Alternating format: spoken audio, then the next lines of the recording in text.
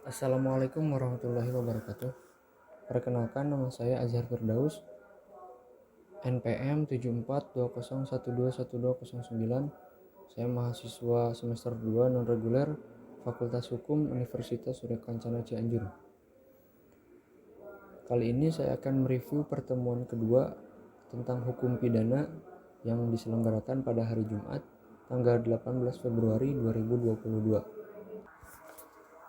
Pembahasan yang pertama yaitu fungsi hukum pidana yang terbagi menjadi dua, yaitu yang pertama fungsi umum dan yang kedua fungsi khusus. Yang pertama fungsi umum, yaitu mengatur hidup masyarakat atau menyelenggarakan tata atau aturan dalam masyarakat. Yang kedua fungsi khusus, yaitu melindungi kepentingan hukum terhadap perbuatan yang memperkosanya dengan memberikan sanksi yang sifatnya lebih tajam dibandingkan dengan sanksi dari cabang hukum yang lainnya. Hukum pidana kemudian terbagi menjadi dua, yaitu hukum pidana material dan hukum pidana formal. Fungsi hukum pidana material, yang pertama fungsi umum dan yang kedua fungsi khusus. Bagian yang bersifat umum berlaku untuk seluruh lapangan hukum pidana, baik yang terdapat dalam KUHP maupun di luar KUHP. Diatur dalam buku pertama, yaitu dari pasal 1 sampai pasal 103. Yang kedua bagian khusus, mengatur perbuatan-perbuatan mana yang dapat dipidana dan disertai ancaman berupa sanksi bagi yang melanggarnya. Diatur dalam buku 2 dan dimulai dari pasal 104 sampai pasal 488 tentang kejahatan.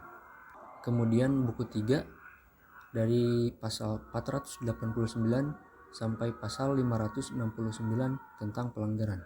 Kemudian sumber hukum pidana. KUHP dalam kurung WPSNI mulai berlaku pada tanggal 1 Januari tahun 1918. Sebelum berlakunya WPSNI, di Indonesia berlaku hukum adat pada masing-masing daerah. Contoh hukum adat yaitu masyarakat Jawa menggelar ritual khusus sebelum melakukan kegiatan agar tidak mengalami kejadian buruk. Atau hukum adat di Minangkabau yang menyatakan bahwa perkawinan dianggap sah jika seorang anggota masyarakat melaksanakan pernikahan berdasarkan syarat dan rukun nikah agama Islam. Perlu diingat kembali, hukum adat adalah hukum yang tidak tertulis dan hanya berlaku bagi orang tertentu dan daerah tertentu. Kemudian berlakunya hukum pidana dibagi menjadi dua, yaitu menurut waktu atau locus temporis dan menurut tempat atau locus delicti. Menurut waktu atau locus temporis didasarkan pada asas legalitas atau principle of legality atau nullum delictum nulla poena sine praevia lege punali. Dalam KUHP diatur pada pasal 1 ayat 1 yang berbunyi, tiada suatu perbuatan dapat dipidana kecuali atas kekuatan aturan pidana dalam perundang-undangan yang telah ada sebelum perbuatan dilakukan.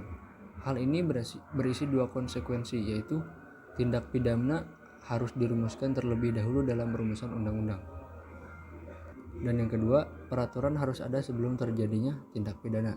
Kemudian menurut tempat atau locus delicti, seperti pada daratan negara atau perairan atau laut teritorial yang ditetapkan oleh HI ataupun di udara di atas wilayah suatu negara. Berdasarkan hal tersebut, berlaku beberapa asas, yaitu asas teritorial pada pasal 2 KUHP.